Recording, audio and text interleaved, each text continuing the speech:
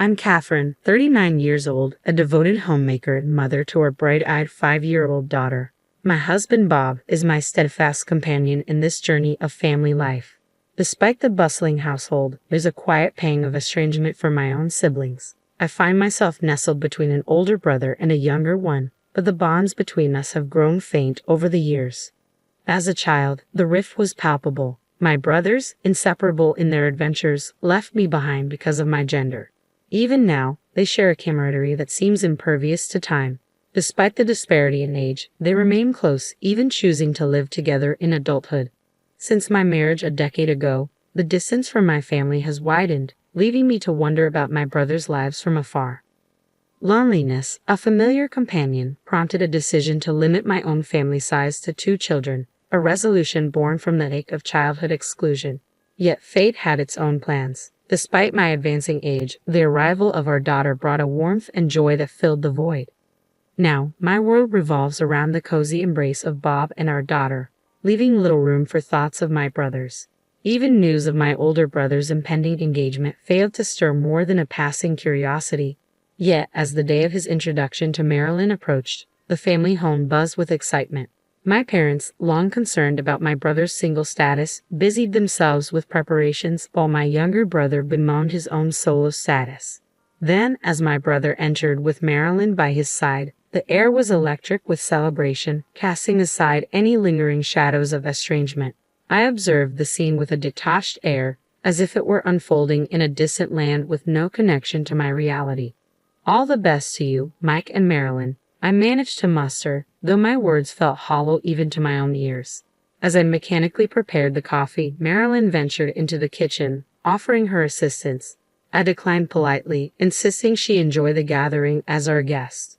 Yet Marilyn's demeanor hinted at something more sinister, smirk playing at the corners of her lips as she remarked on the passage of time. "Time is cruel, isn't it?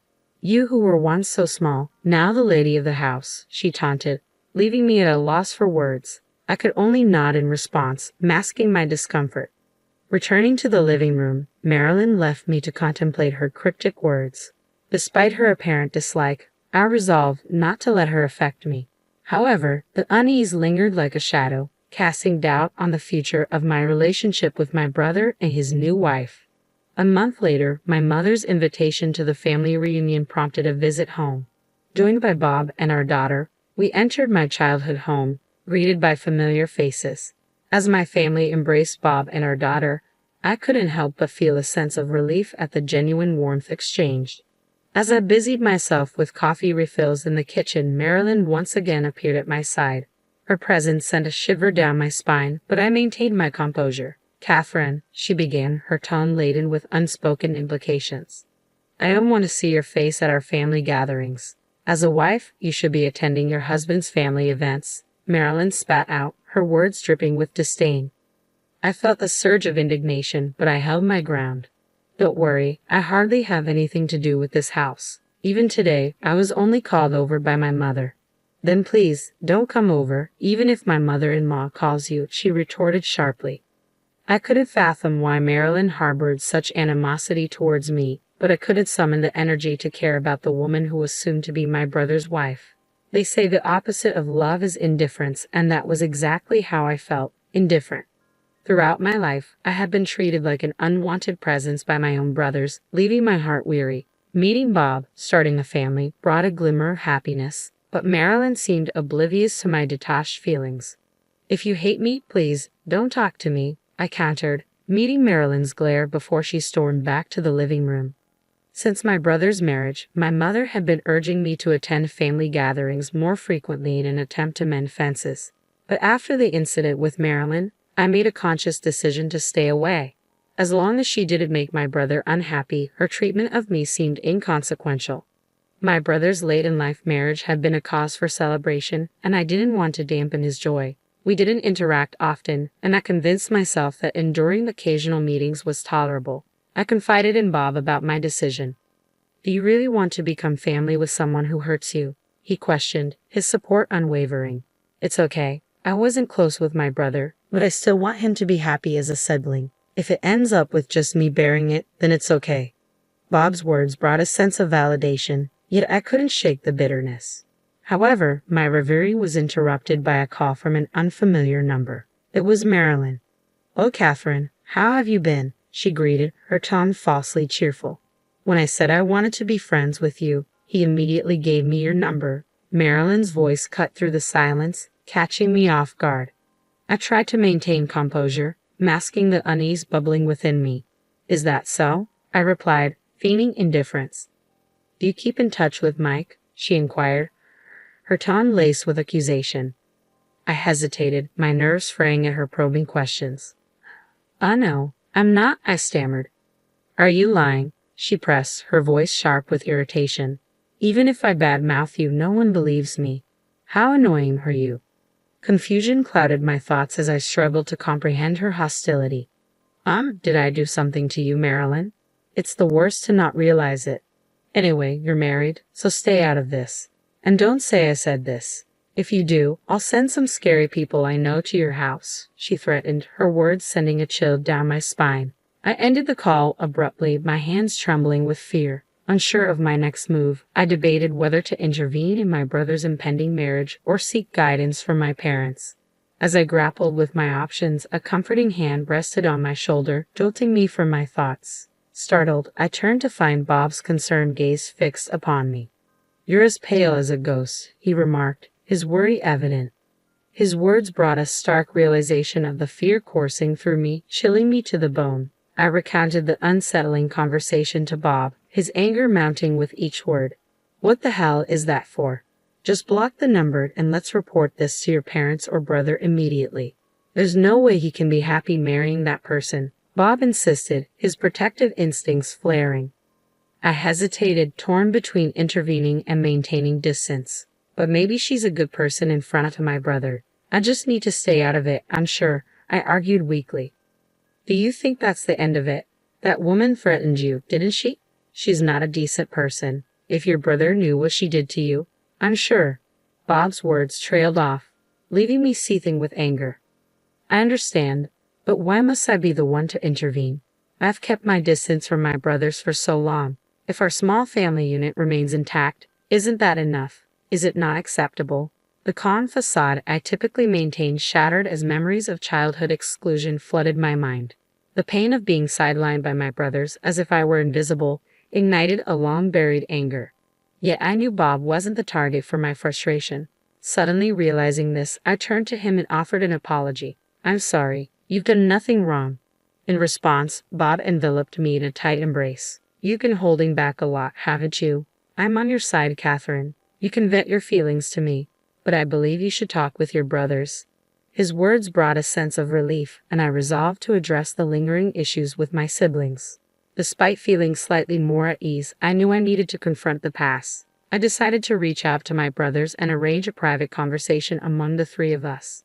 However, the planned call never materialized. Instead, I received a distressing phone call from my mother.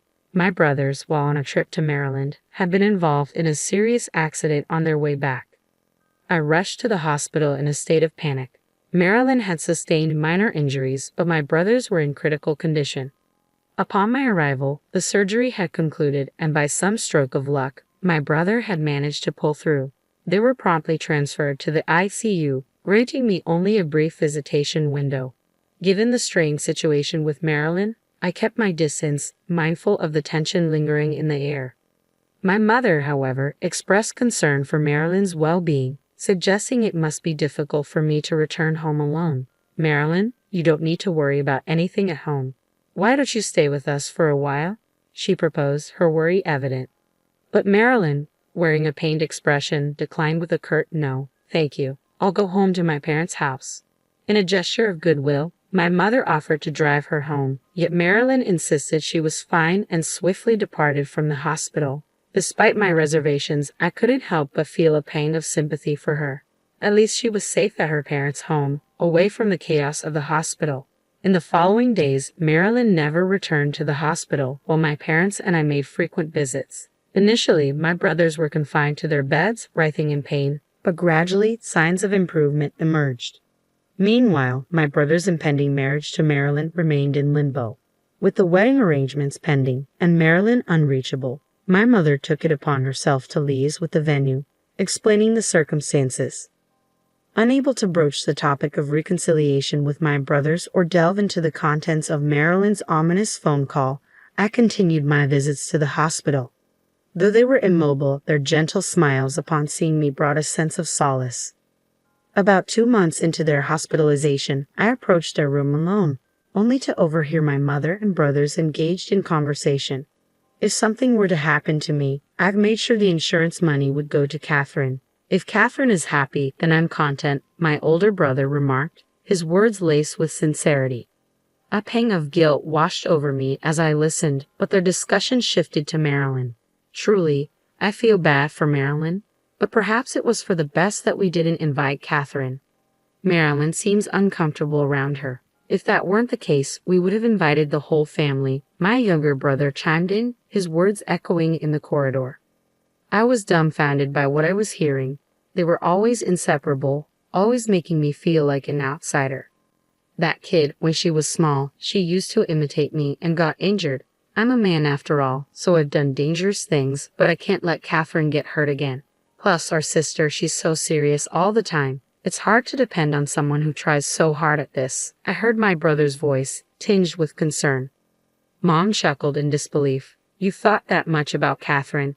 My heart swelled with unexpected emotion. Together, we pleaded with Bob to take care of Catherine. Ah, those were the days. I remembered the shock on Bob's face. It seems like he's taking good care of her, just like he promised, someone remarked amid the laughter and chatter. But I couldn't bring myself to join in. Tears streamed down my face, rendering me unable to lift my head. How could I have been so blind to the love surrounding me? At that moment, I made a decision. I retraced my steps and headed to Marilyn's parents' house. When I rang the doorbell and introduced myself, a disgruntled Marilyn appeared before me. Could you please go visit my brother in the hospital? I heard you haven't visited him even once since the accident, I pleaded, bowing my head deeply. But Marilyn flatly refused me. You think I'm going to marry a man in that state? I told you a lot of things, but it doesn't matter anymore. I plan to discuss breaking off our engagement once everything has settled down. I'm glad we didn't get married. My heart sank at her words. Marilyn, didn't you get engaged to my brother because you love him? Don't be silly. I work in insurance sales, and I approached him because I knew he had a high insurance policy. His salary seems high too, but it was a misunderstanding. That man, he put you as the insurance beneficiary. Usually you change the beneficiary to your spouse once you're engaged, Marilyn explained, her words landing like a heavy blow. After I convinced him of that, he said he'd change it to my name after we were officially married. I don't need a man with such injuries, Marilyn declared, her tone tinged with disdain. So, you were telling me to stay away from home so my brother and I wouldn't meet? I questioned, trying to make sense of her logic. Yes, if he cared that much for his sister, I thought it would be a nuisance. But I won't say those things anymore, so don't worry. The accident completely killed my love for him, and the fact that I got injured too is the worst. The accident is partly your brother's fault, so he should compensate me for the emotional damage. Marilyn explained, her words fueling a surge of anger within me. Despite my rising fury, I took a deep breath to calm myself down. If you consult a lawyer, you'll find that your demands won't go through, I reasoned. You don't know that, Marilyn retorted defiantly. I do, but more importantly, about my smartphone. I began, but Marilyn cut me off dismissively. I don't care about your smartphone, she interrupted. I see, it's about her to take notes. So my phone automatically records all phone calls like the threats you made.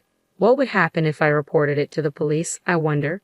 I challenged, a hint of satisfaction in my voice. At my words, Marilyn's demeanor shifted from defiance to anger. Yo, what the hell are you thinking? Recording is wiretapping. What kind of crime is that? You're recording people's conversations without permission. But it must be some crime, she exclaimed, her voice rising in agitation. Just then, Marilyn's mother arrived at the front door and joined the confrontation. How dare you record her conversation without permission? Hand over your phone now, she demanded, her tone fierce. As Marilyn glared at me with disgust, I maintained a calm smile. I'm glad, too, that you wish to break off the engagement. I wouldn't want a person with such a bad character around my brother, I replied evenly. I uttered those words and departed Marilyn's family home, feeling as though I were fleeing from the situation. Immediately after, I made my way to the hospital room where my elder brother and younger brother were recuperating. Both of you, what I'm about to tell you might shock you, but I want you to know, so I won't hide it anymore. I preface, bracing myself for their reactions. I played the recording of the phone call I received from Marilyn, allowing them to hear her true intentions. Both my elder and younger brothers were taken aback, their eyes widening in disbelief. Furthermore, I revealed that I had discreetly recorded our earlier conversation when I met them, ensuring they heard Marilyn's manipulative words firsthand. My elder brother's fury was palpable, and despite his healing leg, he attempted to rise from his bed in agitation. I barely managed to restrain him. "Stop it. I didn't let you hear this because I wanted you to get angry. I just want you to give up on marrying Marilyn," I implored. Then my younger brother spoke up. "I can't forgive her either. But sis, why did you go to such lengths for us?" I confessed that I had overheard their conversation with our mother earlier, apologizing for eavesdropping. To my surprise, they shook their heads in unison, expressing remorse for their distant behavior in the past. "That's what it was? We're sorry for being distant. We didn't know how to interact with you after that childhood incident. But the truth is, both of us always cared about you," my elder brother admitted, his words easing the tension in the room. Relieved by their heartfelt apology, I couldn't help but smile. "Thank you. I'm an adult now. I don't only need to be protected. I can protect you guys too." In the following days, my brothers made a full recovery and were discharged from the hospital. My elder brother announced the termination of his engagement with Marilyn, refusing her demands for compensation. He hired a lawyer, but naturally, no compensation was paid out. Meanwhile, my brothers shared Marilyn's misdeeds with their mutual friends, even providing recordings of her threats. Consequently, Marilyn found herself isolated and shunned by those around her. Since then, I've returned to my normal life feeling a newfound peace in my heart. My bond with my brothers has strengthened, and we often spend time together, making up for lost time. 2 years later, both my brothers found their future spouses, and our relationships with their families remain amicable. As I reflect on the journey we've taken, I'm filled with hope for our continued good relationship as in-laws.